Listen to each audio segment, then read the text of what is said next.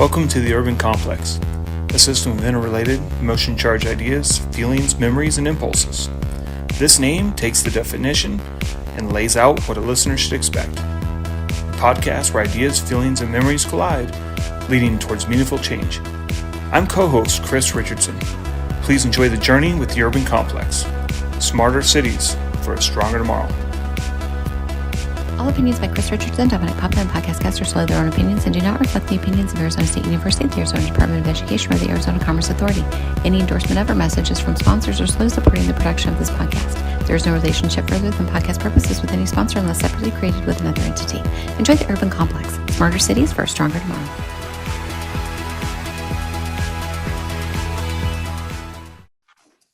All right, Chris, here we are, another week. So what's top of mind for you, my friend? Well, you saw it too. It's nice. I guess it's International Podcast Day today. It won't be by the time we air. But we got recognized. The Cox Collaboratory wrote a little article about their top 3 IoT and smart cities podcasts, and the Urban Complex was called out. Pretty awesome. So we got to give a little shout out to Cox and to the ASU communications team and their partnership. So I don't know. That was fun to see this morning. That's awesome. No, it's awesome. It's fun to be kind of recognized like this. I mean, and we're having fun doing it, and so it continues to be a really fun journey. And the people we meet, the conversations we have, it's been well worth it. And hopefully, others are learning from it. And from what I've heard and what people have reached out to me, they seem to be enjoying it as well. So the recognition is always fun. So let's see if it brings some listeners and some it widens the audience. It'll be fun. Totally. So Chris, talk to us about who we have on the show today. Yeah, so it's Mandy Crawford. I don't believe you know her. I know I don't. I kind of ran across her work in the digital world. I think that's what's amazing about social these days. I think I saw an announcement about the Texas AI Center run through the state of Texas, and I'm like, wow. We've never had a state CIO on, although we probably need to get JR soon. JR Sloan from Arizona. And then also I thought you'd get a kick out of the fact she was a former attorney general. So kind of double whammy there. So don't know her, but Mandy Crawford, I'm sure she's got a great story. There's a lot of great press around the work they've done. So I'm excited to see her version and see how it relates to our audience. Yeah, no, I think it'll be a lot of fun. I'm excited especially with the law background, to see how she's applying those skills to what she's doing in technology and innovation right now. I think it'd be really good. And to have someone that worked in the Attorney General's office, I believe she was a deputy Attorney General. Yeah. So I think it's going to be really interesting to see the switch from Attorney General's office to Department of Information Resources. So this is going to be such a great story. I'm excited. There's hope for you lawyers. Right. You proved it too. Yeah, exactly. Should we bring her in? Let's do it. All right, here we go.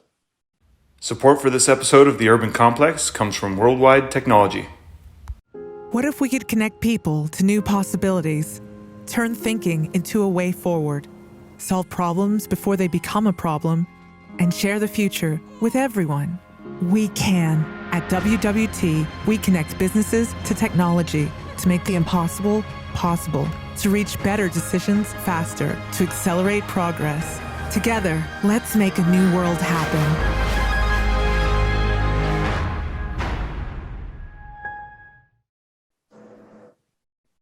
Mandy, please let Dom and I give you a warm welcome to our podcast, The Urban Complex. Thanks for joining. Thank you for having me. Great to be here, Chris. Well, we've found that the best way for our guests to build rapport with the audience is to just start off with some info about yourself. And just tell us about your background and what you want the audience to know about you as an individual. And we can kind of work our way through your early life story leading up to where you are at the state of Texas, but we'll talk about that soon. Sure. Okay.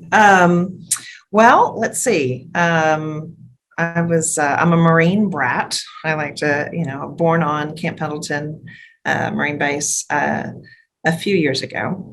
And I say that because I really do think that sort of helped shape certainly who I am now, focusing attention on public service and just, service beyond self, since it was, my dad was a Marine, his dad was in the armed services as well, and seeing the sacrifices that, my mother made as well as part of that. It just, service was, I would say, probably in the blood, and it was something that I really wanted to stay connected to in my professional career. So lived on both coasts of the U.S. and did a couple tours with my dad in Europe as well, which was nice. And then, but my parents are Texans, so I went to school in Texas at the University of Texas at Austin. And at that time, I think I had, some sort of sense that maybe I might go into the foreign service. So I focused on foreign languages as my major. But anyway, life is funny, and you pivot and you change and you do different things, and looked at possibly teaching. Then I ended up in law school when I realized that teaching was just not something that, God bless teachers, it's just not a calling. I just didn't have it in me. And yeah, then ended up in law school, and at Houston, exactly, University of Houston Law Center. And that was just a fantastic experience, great education. I'm a big fan of the things that they do at University of Houston, not just with their law center, but it's really a great institution that folks don't necessarily always think about, but it's really one of our great public institutions here. But again, going back to public service, I had done different internships, clerkships at private firms, and really knew that I wanted to work in government. And so I went to the Attorney General's office in Austin. And that's where I started my state career in 1999, and was there until, I guess, 2.5 years ago, when I came over to the Department of Information Resources. So I had a lot of different jobs there at the Attorney General's office, and ultimately being the deputy for administration and general counsel. So serving as the general counsel, but also what I'd say like the COO of the agency. So running the day-to-day operations of that. It's a 4,000 person agency there. So again, the Texas thing, although I may have been born elsewhere, it's part of that. It's just in your blood when your family's from Texas. And so I'm glad to be back, and I've been here ever since. I went to school and started at UT, and that's it, I guess. Well, hopefully you're not still moving around the state of Texas all the time to satisfy the movement side. It's just the service part of the military that was. I am. My husband always says, though, because he's an Austin native, which is a rare thing here. And so for him, the idea of moving is just, he can't even comprehend that would be a thing. That's what you move. You're like, well, what about Europe? What about Europe? We could do this. So our compromise is I'm always got a new project. I'm always going to do something new in the house. Like if I'm not going to get a new house, at least I can redo it. So I love it. Well, it's funny. We also have the same background. I have a master's in teaching. Was going to be about a teacher, and I had an interesting mentor call me up one day. He was like, "What are you doing?" And here I am at the Department of Education. So it's kind of funny. It's a full circle. Yeah.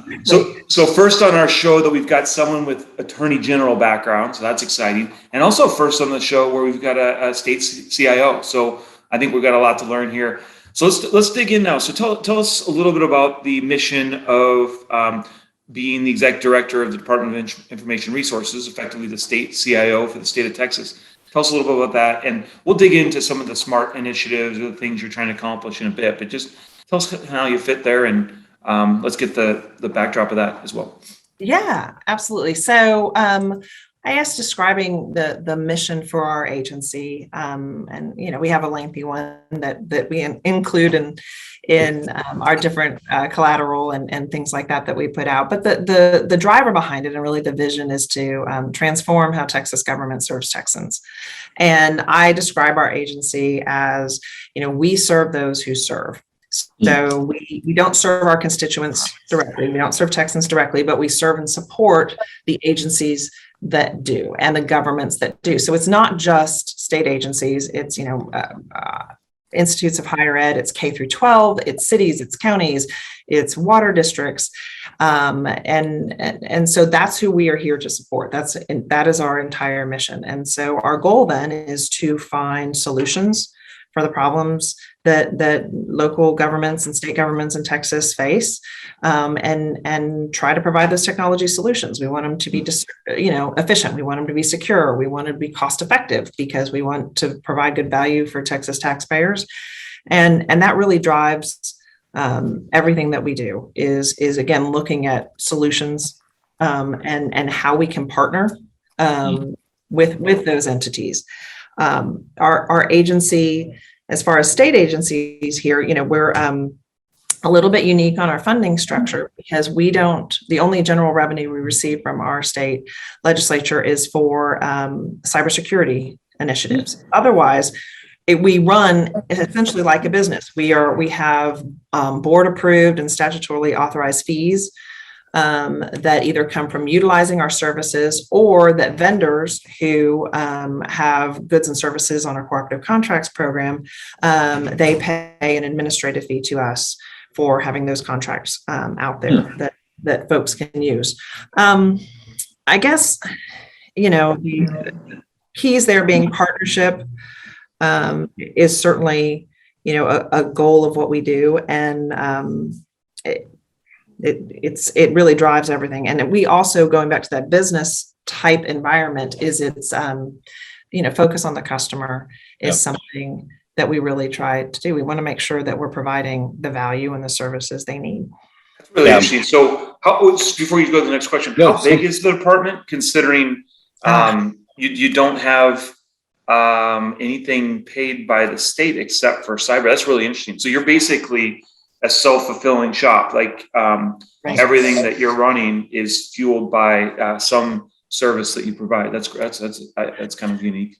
It is. It's unique, and it makes us, again, we're looking at things, certainly our budget, with a slightly different eye. Now, what we do have is when the money that we receive from those fees, there's a limit on what it is that we can actually keep for our operational budget. So a lot of what we do is a cost of service. So it's a pass through of the money that our customers pay us to utilize services that some of our industry providers offer, and then we end up then paying the providers that way. So we see about, between our cooperative contracts, the sales through that, and then the sales through to the different services we offer, it's over $4 billion that passes through our agency every year.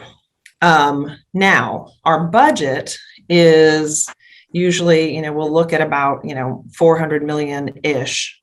But again, those are cost of services. So we're small. We're actually a little over 200 people. And our actual budget to run us, our people, our postage, our salaries are really more, about 10% of that. So really more in the 35 million range just to run our specific agency. So I like to say we're small but mighty.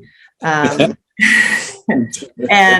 we do a lot of what we do by partnering with the private sector. It's interesting. Talking to folks in other states and CIOs, I'm always fascinated by, everybody's got a model that maybe is just, slightly different. And it's fascinating to figure out, while we might have similar problems, it's how you approach those, and there's different facets to those problems and those different challenges, So some folks have, when it's a federated, or, when that's centralized IT in your state, you've got to get all these IT workers to come and work for you. And you may have an agency of 600, 1,000, 2,000 IT folks, because you're doing all of those things. Ours is more of an outsource model. And so as much as a technology shop, we're also a contracting shop. We do a lot of that. Wow. That's incredible. That's a great background. And it's exactly the point of this podcast, is to tell those stories, because it might be different everywhere, but you learn from everyone, right? So that's terrific background. And this idea of partnerships has really rang true through a lot of these conversations we've had with our guests. And this is a smart city podcast. We have CIOs at all levels of government, city managers, government, state government officials, even private sector partners listening. And this has kind of been a little bit of our most fun question to ask, because of the different perspectives of our guests. But we always like to ask our guests, what is your take on smart cities? What's your mindset and your approach to smart cities? What do you think's working? What's not working? But tell us a little bit about how you approach smart cities, or smart state in that. Smart state, yeah. Yep. Well, Exactly. Well, it's interesting because I think we have a bit of a role in both. So one is, our role as a state agency, as I talked about earlier, it's to support the entirety of the state. So, and that would be things like providing cities with the enabling technology solutions through our contracts, by trying to drive maturity in technology, setting security benchmarks, fostering digitization. And so while we don't necessarily partner or set strategy for cities and local governments on these smart city initiatives, we help them with that enabling technology. And so I think one way, though, that where I see that there's a lot of opportunities for partnership there between my agency and our statewide initiatives with these smart city initiatives is driving our digital services to Texans. So we're continuing to expand DIR's digital assistant platform, which is called Texas by Texas, or TXT. And it's for state agencies to provide digital services. And what we do is we have integrated services through a single digital app or a native mobile app. And it's becoming really what Texans expect. I mean, the fact that they can, pick up their phone and order your groceries and all of your things. They want to be able to interact with their government for a lot of those services that government provides as well. And we're all learning that, right? Local governments and state governments, everyone's learning and certainly had to pivot through the pandemic on how to provide that. So our long-term goal would be able to partner with cities so that you could do things like pay a utility bill through the same app that you get your state-issued hunting and fishing license and your driver's license and your vehicle registration. And it's all in the same secure platform. And I mean, what a value, because I certainly, as a taxpayer, that's a tremendous value. And let's face it, I think folks think that we in government are all sitting together and talking about these things and should be having these conversations about, delivering government services to constituents in a smart way. And this is one way to do it. Boy, I love that approach. And I love that kind of idea of, setting some benchmarks for cities, because cities might not know who to reach out to other cities, but they always know that the state's there, right? And so playing that kind of leadership role to help advance cities whatever maturity they're at. I love that idea of that kind of leadership coming from the state. So that's terrific. Okay, Mandy. Oh yeah, go ahead. Oh, I was just going to say one other, thing that I would hope that we could do is, and we do partner with cities, is we run the Texas Open Data Portal. Oh, okay. And that's a resource for cities to provide shareable information. And so, for example, the city of Austin runs an application that shows bus location by leveraging all the data that's stored in our portal. And this service is available to anyone actually for free through the state to be able to put that data out there. And so I think that's another option for folks. Yeah. That's incredible. I love that. I'm going to have to tell my. I'm a little nervous. There's a couple of these ideas. Like, we thought Arizona was doing some great things. Yeah, this is exciting. I'm learning already. This is great. So, all right, Mandy. So I'm going to have to ask, fellow lawyer here, also went to law school. Hey. Yeah. So talk to me. How did your experience in the Attorney General's office kind of shape that mindset that you just talked about, and kind of some of the work you're doing now, in smart states, smart cities, and in IT? Well, it's nice to visit with another lawyer. Although I say now, what is it? I'm a recovering attorney. Yeah, exactly. but not so effectively all the time. I apologize to teams all the time. I'm like, I'm sorry, you can't. Old habits die hard. I'm going to ask these questions, but no, I think part of it, my experience at the Attorney General's office was tremendous. I mean, it is an agency that is filled with folks who are really committed to the mission. And to me, it was a great opportunity to see how all the good things that government can do and how it can really make a difference in people's lives. And so, at the heart of it, though, I always kind of described my role as a problem solver, particularly because, I was more on the transactional side of things and not a litigator. So, folks came with a problem and, whether it was legislature, state leadership, or, a constituent, and we were trying to come up with a solution for that.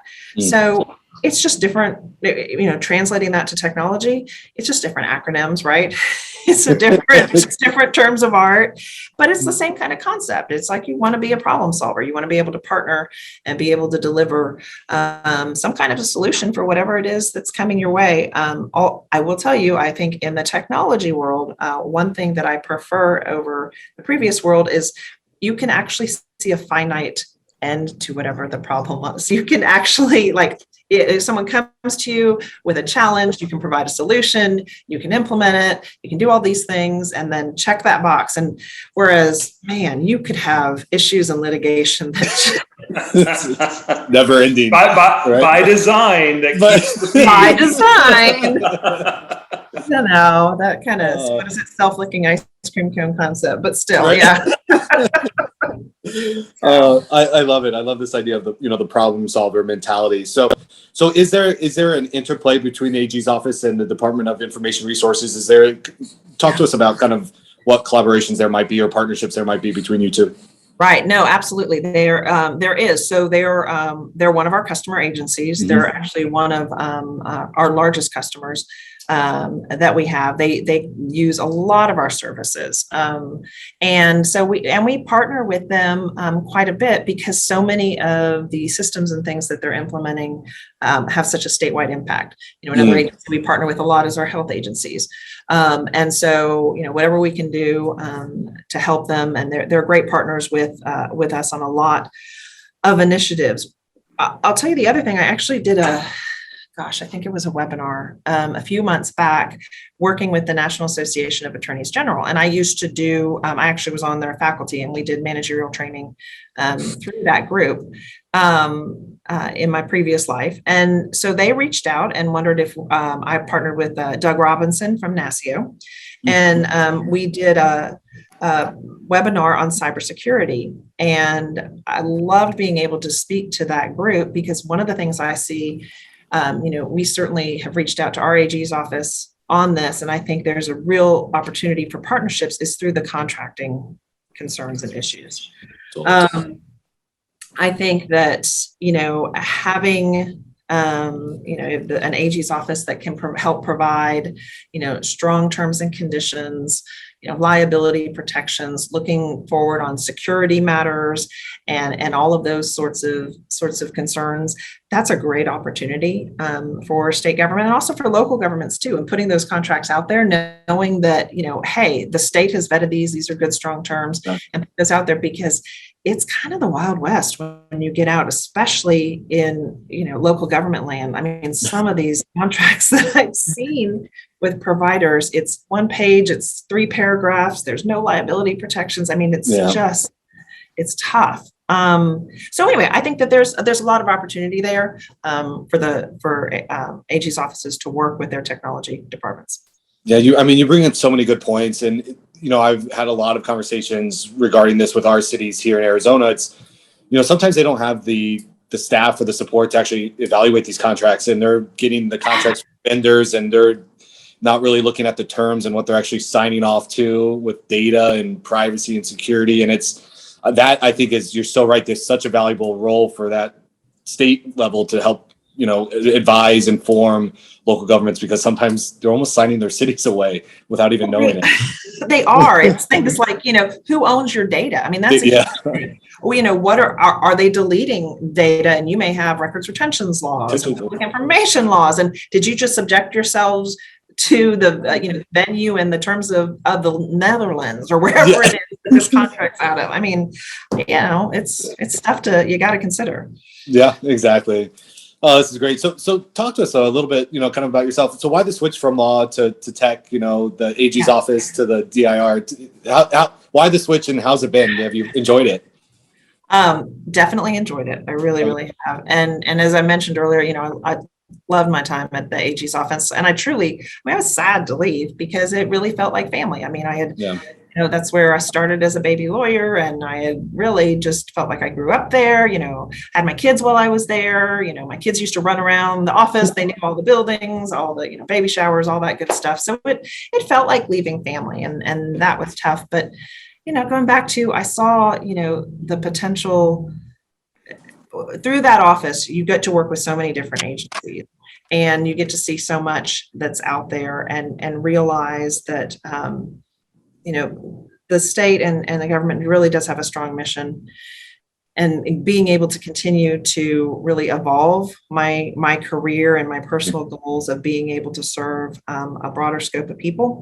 And so I felt by leading my own agency, and it's an agency with a great mission. It's a new challenge, which I'm always up for a challenge. And there was a really strong team that I knew that I would be inheriting here. I truly have outstanding leadership team.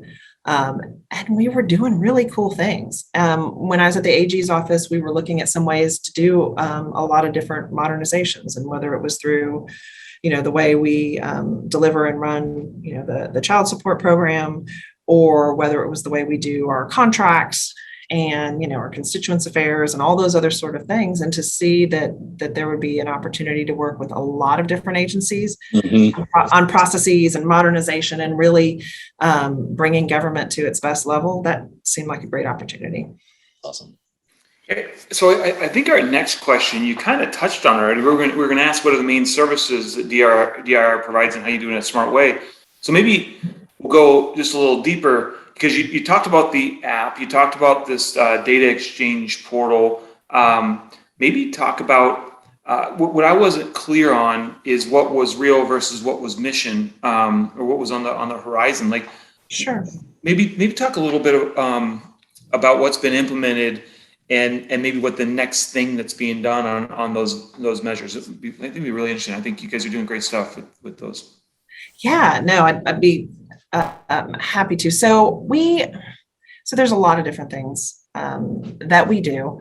Some of the really critical fundamental things are we run the phone networks in the state capitol to keep the phones going. We also have, through contracting initiatives, running phone networks throughout the state that local governments can use.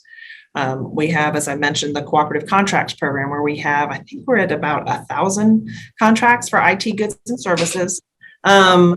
And it's pretty much everything you can imagine. And, when you are leveraging the purchasing power of the world's 9th largest economy, you can get a good deal on some things. And you get good terms and conditions.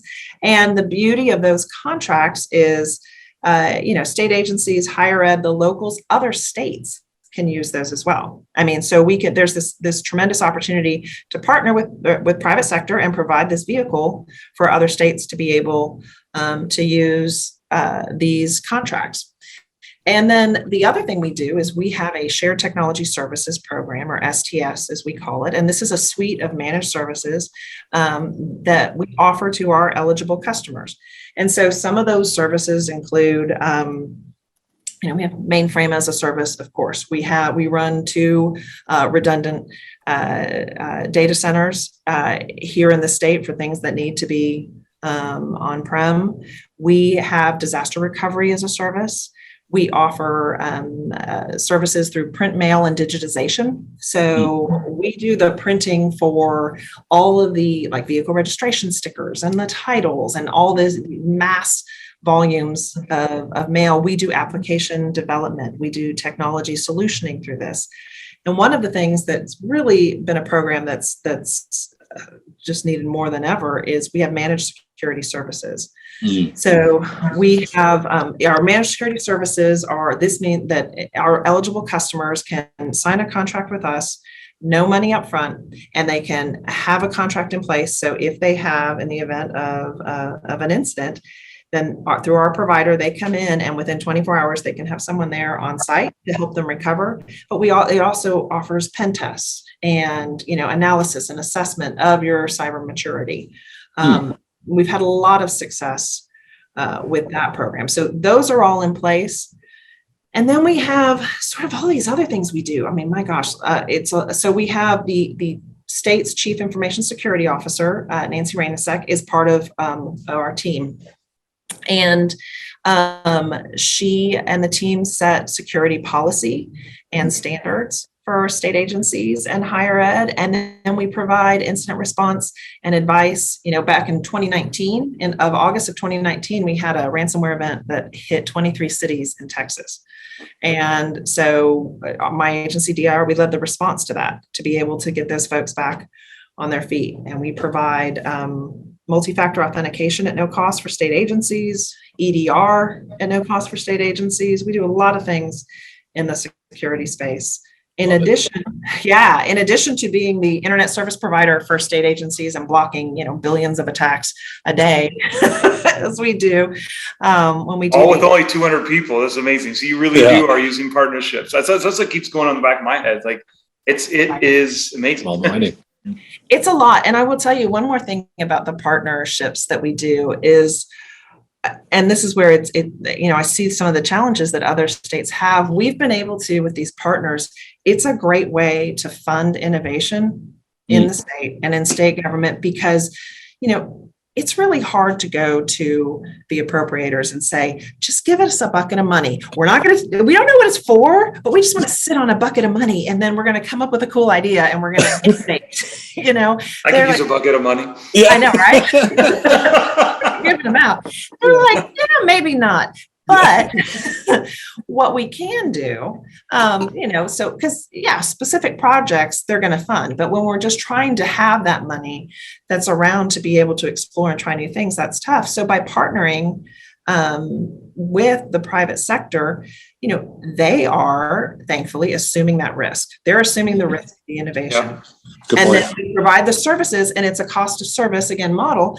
So they're able to do that. So all of those, when I talked about our shared services, we have multiple towers that offer these different services, and we've contracted with a different provider for each of those.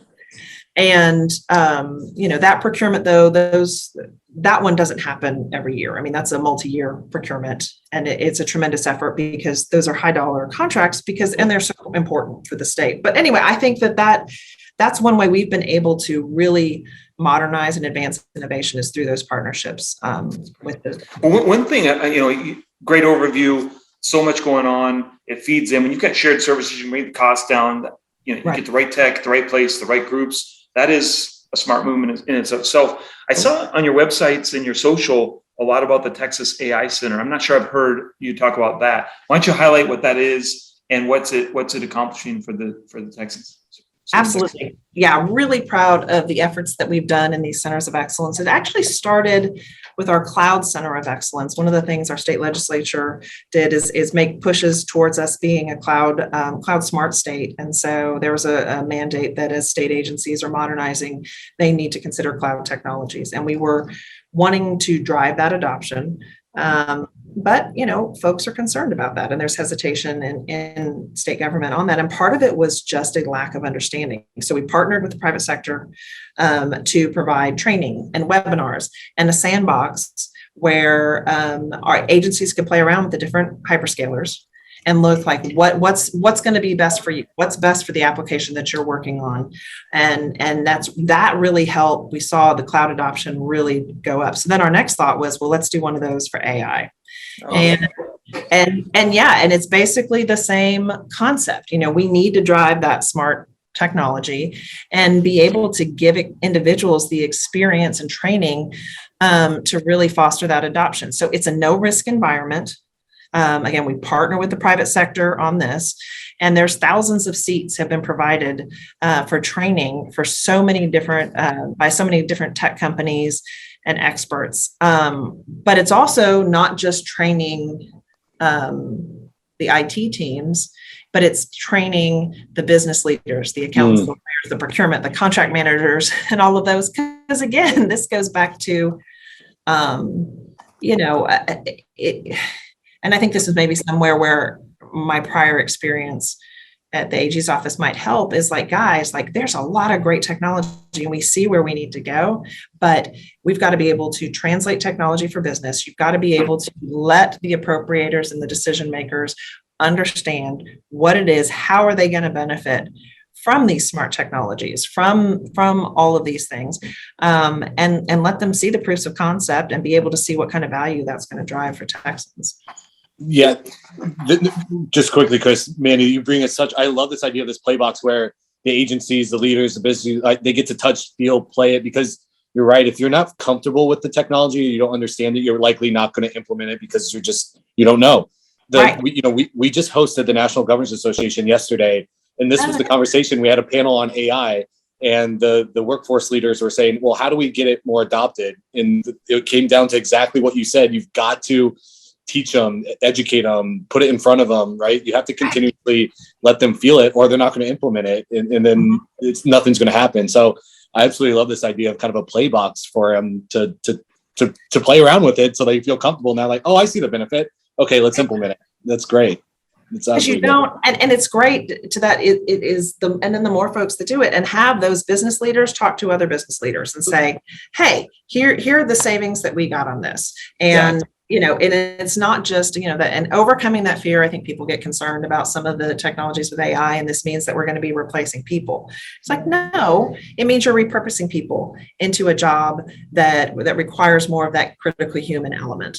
And this is a way to upskill our workforce and leave some of the routine rote type things to the machines. Totally. We're trying out a new question. See how this goes. Pressure. We just see that maybe our network, whether it's us and what we've seen on the podcast, or guests listening, audience listening, or even tech companies listening. Like, what help do you need? Like, on the journey that you're at, like what is one of your big challenges? And if we know someone that's doing it, we help it open doors. But yeah, is there anything that you talked about earlier? You just know that these are problems to solve. Like, what's kind of the next problem that's keeping you up at night? Tell us a little bit about it, and who knows, maybe there's someone that can that can reach out and help the state of Texas. Yeah, well, I'd love it if someone could. I think workforce is a challenge, and I know that I'm not alone in this, because practically every technology conference I go to, it starts off talking about tech and it ends up talking about workforce, workforce culture, and all of those things. And so I guess it's multifaceted. One, it is, certainly the expectation coming out of the pandemic is that we're going to have, this hybrid workforce. And I'm all about that. And I think there's a lot of opportunities there, really for especially in state government, or where work from home was really not something that was even considered to be on the table. Certainly not for mass deployment. But we've shown that can work, and we've seen that there's opportunities there. And so we can help compete with the private sector on some of that. But, I look, like, for example, in our city here in Austin, I mean, lots of people want to move to Austin. It's a cool city. It costs a lot to live here. And so, and with the state salaries, it's a challenge sometimes when we have folks who want to come and they believe in the mission and they want to go ahead and do this, but there might be challenge to be able to purchase a house or whatever. I was going to say, you don't give your new employees a house? Yeah, no. Tiny bonus. Exactly. I should, with this lovely backdrop here. Right. You can't even afford pictures here. Actually borrowing an office for one of my employees right now, but he was kind enough to do that. So I think workforce challenges would be it, and ideas around partnerships with trying to get cybersecurity folks that can come in and help us do that. I think there's a lot of opportunity there to partner with the private sector, to partner with not just universities, but also with community colleges and junior colleges as well. Well, I'd be curious about some of what the response. The great response for the question. We'll have to think.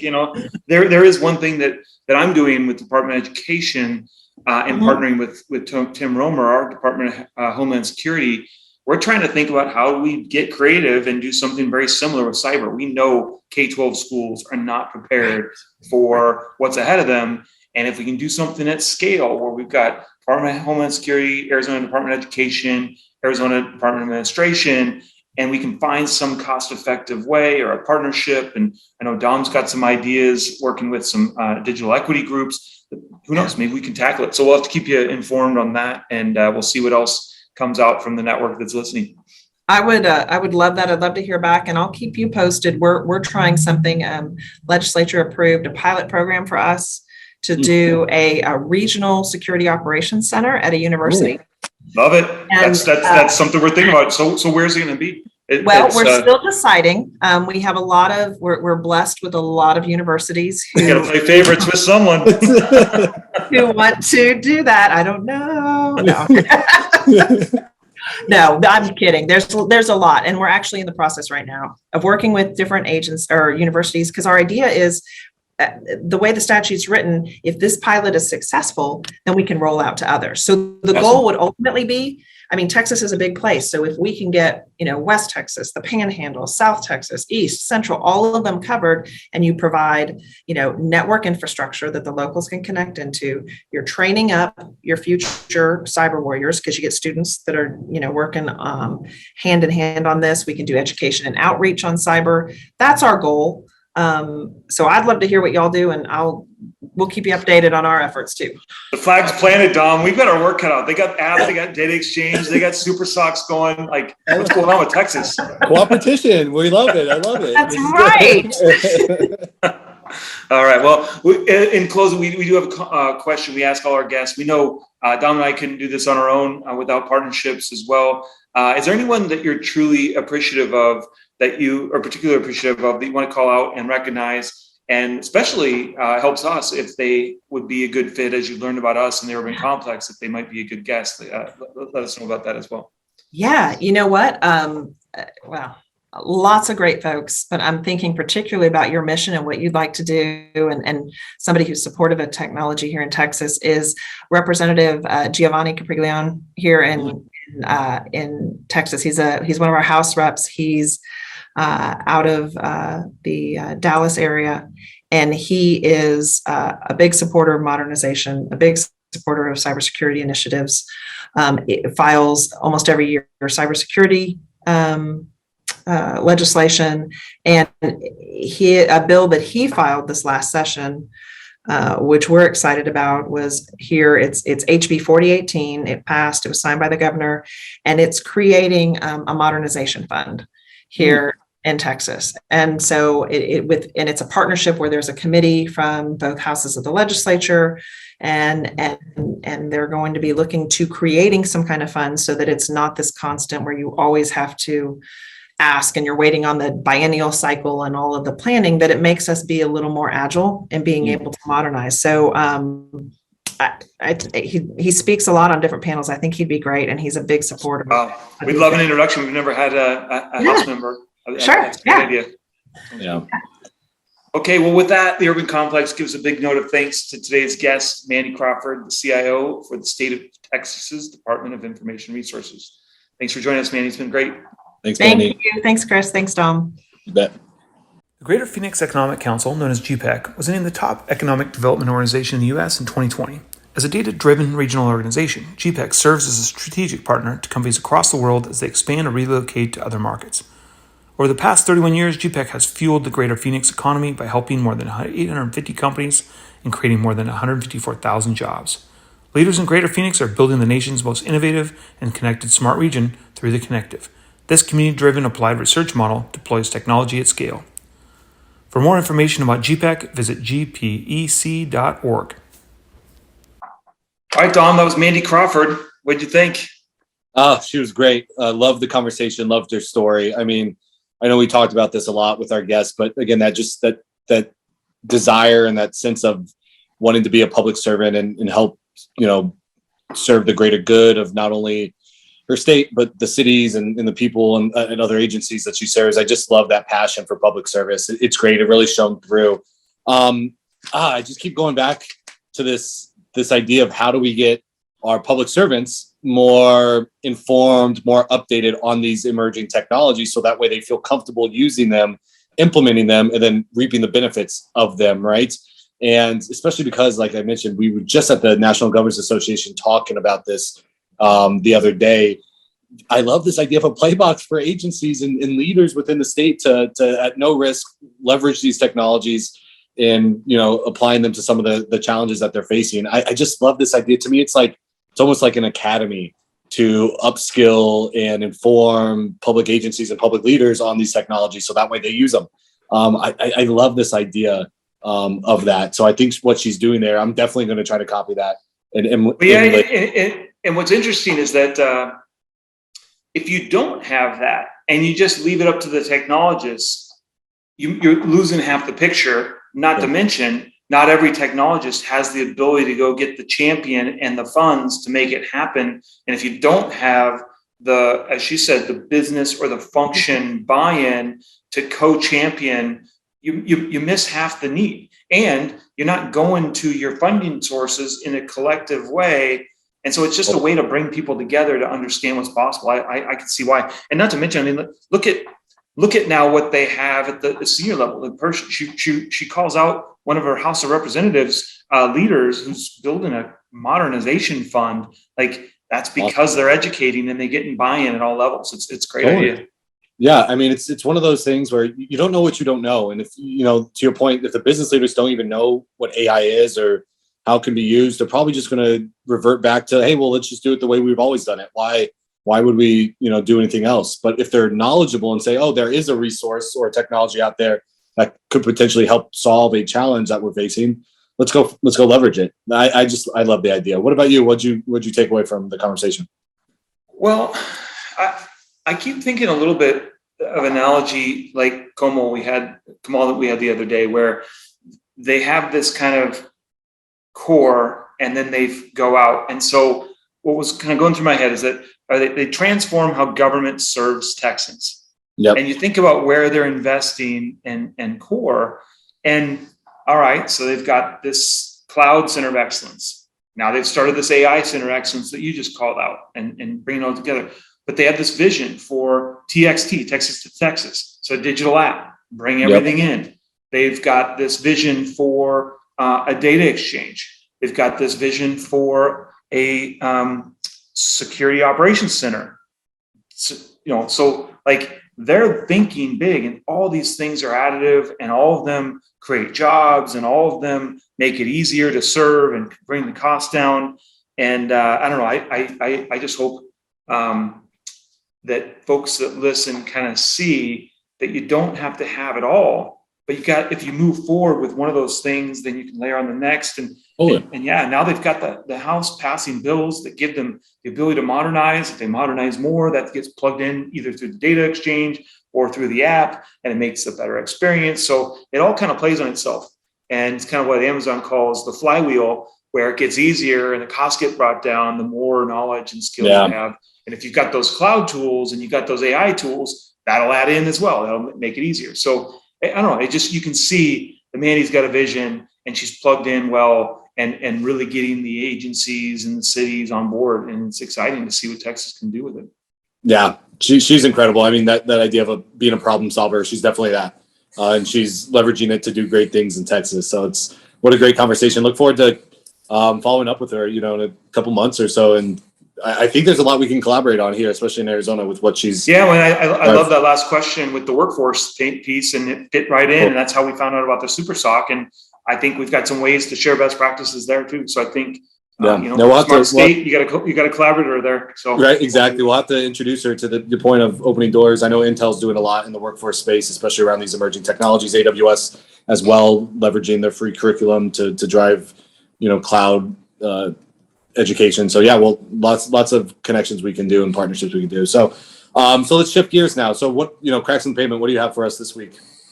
Well, I didn't hear the state of Texas with a digital twin. So I love this article for Cracks in the Pavement. It's a digital twin tech challenge, calls for sensor geometry innovations.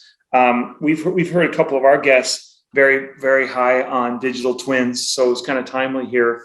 The gist of it is this group called the Next Coalition.